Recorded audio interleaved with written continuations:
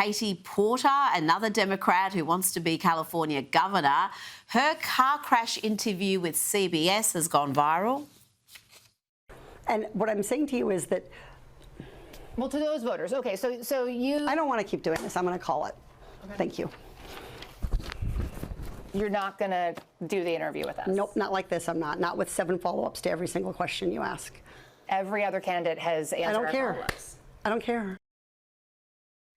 God help California if that's the next governor. She can't handle an interview with Julie Watts on CBS, CJ. How's she ever going to handle an actual hostile interview?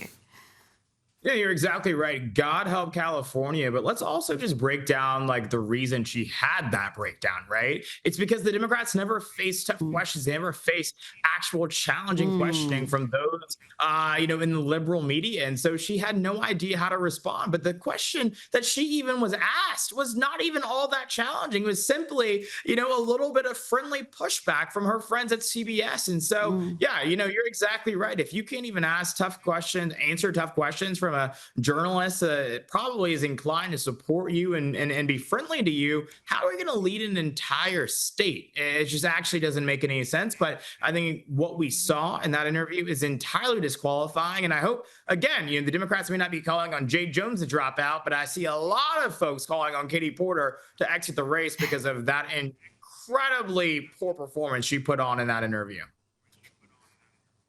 Oh, it was bad, and we've got more of it in Lefties. She was floundering on the simplest question, like, 40% of Californians voted for Donald Trump. How are you going to appeal to those voters? That was what set her off. It is hardly a hostile or unexpected question. It really was quite a bizarre performance, I've got to say. Now, let's check in with the mayor of crime-riddled Chicago, Brandon Johnson, who thinks Republicans want a rematch of the Civil War. The right wing in this country wants a rematch of the Civil War. I want that to sit in right now, because the President of the United States of America has declared war on the people of Chicago and people across America. That's right. He's more interested in giving billions of dollars to other nations, while farmers in urban cities around this country are literally being destabilized. I'm lost for words. CJ, how does one respond to that? It's just, does he actually knows what happened in the Civil War? I think he needs a bit of a history lesson. I think he needs very much a history lesson, because it's not Republicans who won a civil war, just as it wasn't just a few years ago when the actual Civil War happened. It was Democrats who waged that war. But what I would remind him of is the fact that Democrats lost that war. So if anyone doesn't want a civil war, it should be his very party, right? But what he should actually be concerning himself with is the Civil War happening in his very own city, in the city of Chicago, between the Crips and the Bloods and the gangster disciples, right? Like, that is what we're actually trying to combat. President Trump is trying to bring law and order to the city of Chicago. He's actually trying to save Black lives, because on the Republican Party side, we don't actually use Black Lives Matter as some type of tagline or some bumper sticker. We actually mean it. Black lives do indeed matter. And what's happening in the city of Chicago is that Black lives are disproportionately being taken away because of the soft on crime policies of mayors just like Brandon Johnson. And so, of course, it takes a bold and decisive leader like President Trump to step in. That's exactly what he's doing. And I got to tell you, when I talk to people in Chicago, when I actually go to the city of Chicago, people are saying we need a leader to step in, and President Trump is that leader. Now, CJ, former FBI Director James Comey has pled not guilty overnight to allegations that he lied to Congress. The Democrats and their propaganda arm, the mainstream media, are claiming this entire prosecution is politically motivated and should be dismissed. But CJ, we've heard it time and time again, no one is above the law.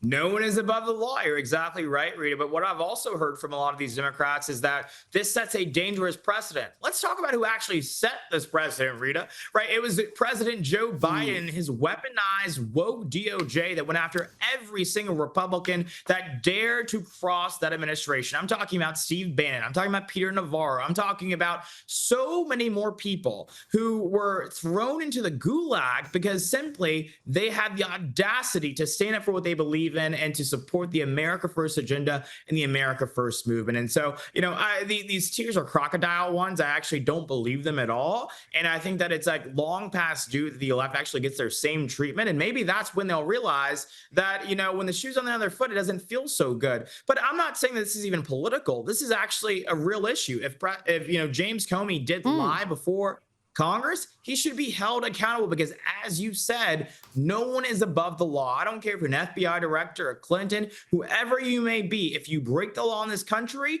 this DOJ will hold you accountable.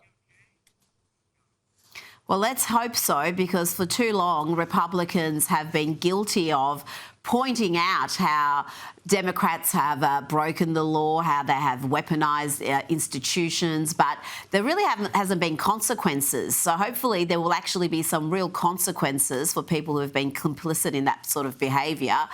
Now, this is a disturbing scene on the second anniversary of the October 7 attacks. Let's have a look at what was happening in New York City. Our work is not done. We must show up. We must show up. Stronger than we did the first October 7th.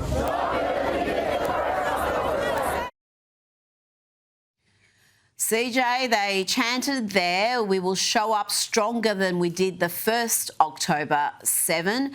Congressman Brandon Gill has posted this about that footage you've just seen. He said, "Importing Islamic terrorists into America is suicidal. They all need to be deported." CJ, the people wanting peace for Palestine don't seem to be too happy that President Trump is negotiating just that. It's absolutely disgusting, and all those people in that video should be deported. There is no place in this country for people who are guests to this nation to be siding with a terrorist organization like Hamas. None at all. But what I'll tell you is that, breaking news just a few hours ago, we've seen President Trump actually bring Hamas and Israel to the table, and they have signed a ceasefire agreement. The first phase of it will quickly be taking effect. And so I got to tell you, blessed be the peacemakers, and President Trump is just that. And so, while there are a lot of people apparently who don't want peace, this president has been completely laser focused on achieving it. And I think that we are just inches away from it. And I don't think President Trump will get much credit from it from the left, but I think that if anyone deserves a Nobel Peace Prize, if Barack Obama can get a Nobel Peace Prize, then President Trump has certainly earned his. Well, yeah, Barack basically got his for being elected. There was not much peace that he engineered for what I could see. Now, before you go, let's have a look at the social media output of the Department of Homeland Security. We are certainly in a new era.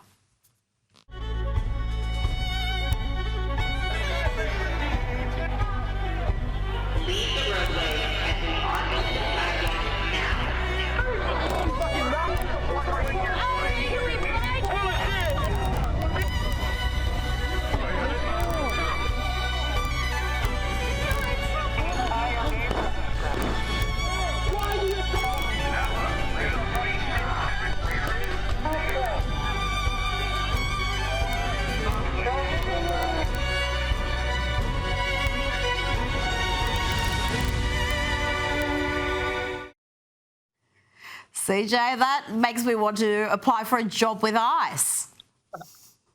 I think you're exactly right. And I got to tell you, this is exactly what I voted for. But I actually want to take a moment to, appreciate the people behind it. Folks like my friends, Isabel Redfield, Micah Bach, who are doing all this incredible work without pay right now because of the Schumer shutdown. And so these people are just patriots. They're continuing to post, continuing to rally the troops, continuing to generate tens of thousands of ICE applicants because of the incredible work they're doing. And God bless them for it, because an America is not an America without secure borders, and they're working every single day to achieve that truth. CJ Pearson, thank you so much for your time. Thank you for having me.